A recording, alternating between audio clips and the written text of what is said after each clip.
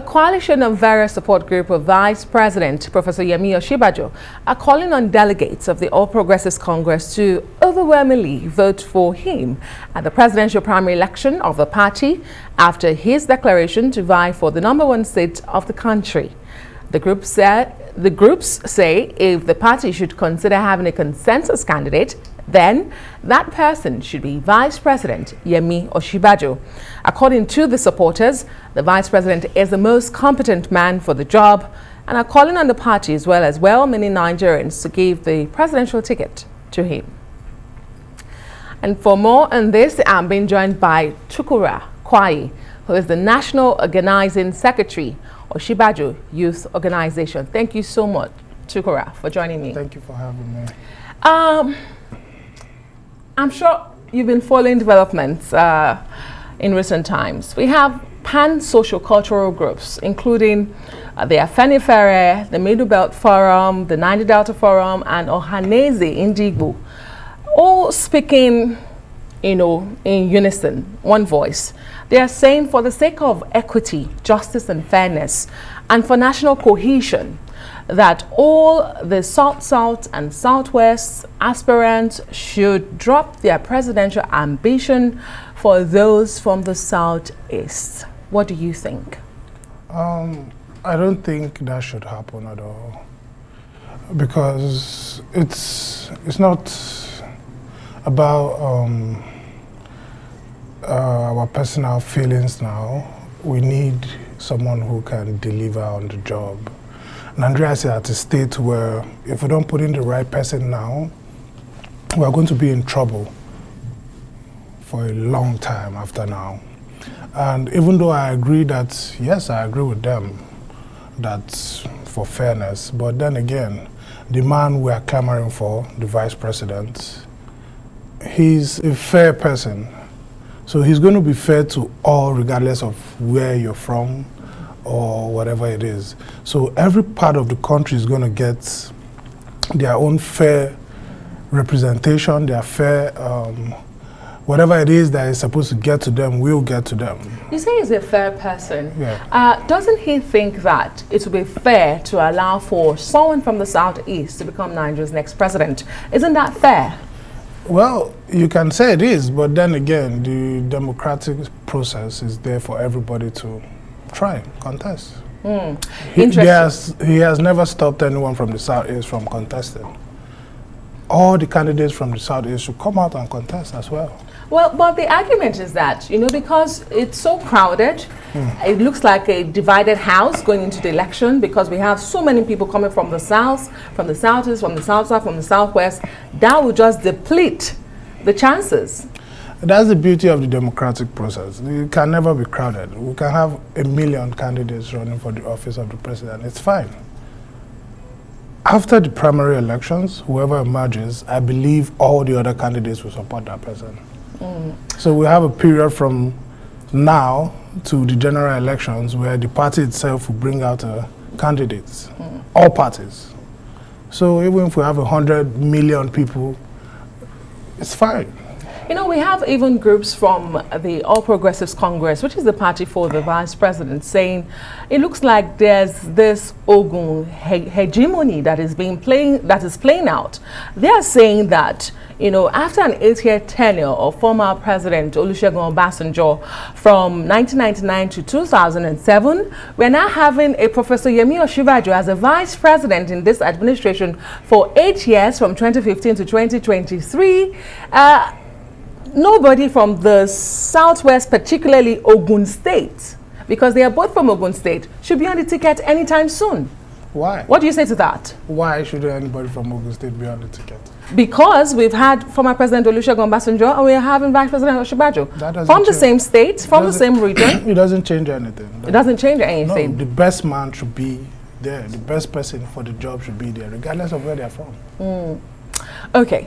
And for those who say the only way we've been able to manage our national diversity is through zoning and rotation of powers, do you think they're wrong? That's an archaic concept. It's outdated. But we've been using it. The APC used it. It's outdated right now. The APC zoned. You can't apply it to the current realities on ground. What are the current realities? We need someone who can pilot this country, working on what has been done so far. And the zoning is, it's in my opinion, they've not stopped anyone from running. But using zoning as a yardstick for getting the next president, that's an archaic concept. It doesn't work anymore. It looks like the APC practiced an archaic concept in the last election, and since they got to power, because they did use zoning. I agree, they did. That's why it's outdated now. It's outdated now? Yeah, now it is. Okay, let's look at his chances, even within his own party. From the South region, and the Southwest in particular, you have the likes of Kayode Fayemi, Governor of Ekiti State. We have former Governor Amosun of Ogun State, and of course former Governor and his boss, one-time boss, I don't know what the relationship is now, Bola Tinubu. What are his chances against this man? Well,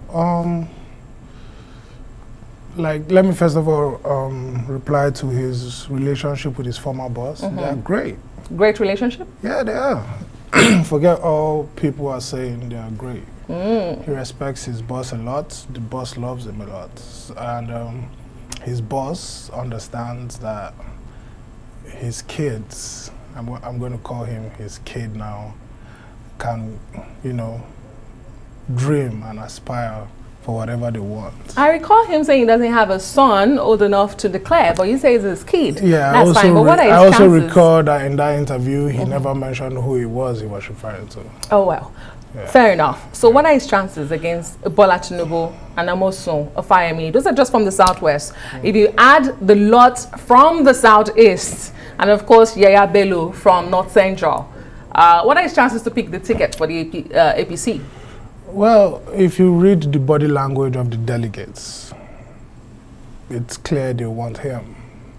The body language of delegates? Yes. Everybody they are the ones who will elect, they are the ones who would, give the ticket to whoever it is that we're what is their body language? Because we've been seeing people going around, going to meet delegates. They seem to be given the same body language. It's not true. So what's the body language? I'm going to say this. When you see people talking to someone or two individuals, you can clearly tell who they want and who they are just fulfilling all righteousness for. Do you understand what I'm saying? No. Well, you have to explain that further. All right. So now, whenever the vice president visits a place, you can see how happy the people are. They're happy. Genuinely. They've not been paid to be happy. Okay. When other candidates, I'm not saying any one person in particular, visit the same delegates, they are tired. They want to go home. They want it to be over with. They are not really interested in being there. You need to attend one of these events for yourself and see what I'm saying. So the body language points to the vice president. As far as I'm concerned. Only if we won those tickets by body language. You talked about money and aspirants, some delegates perhaps not being paid. You said they're not being paid to be happy. Yeah. And that brings us to my question of politics of money bags. The firm is 100 million naira. That's just the firm alone.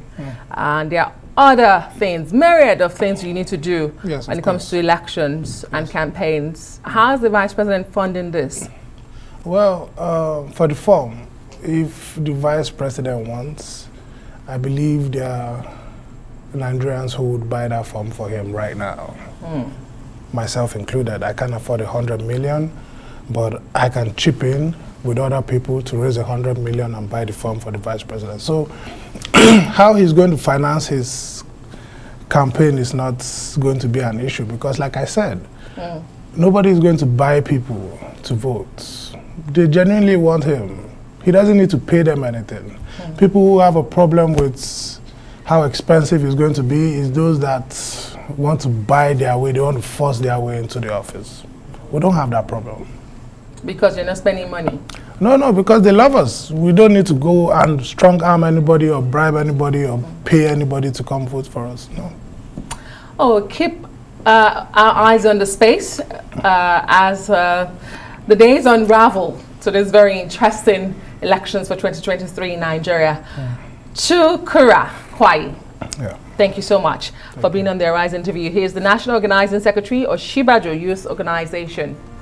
Well, that's it for this edition of the Arise interview. To join us again on Monday, from me and the entire team here in Abuja, goodbye and thank you for watching.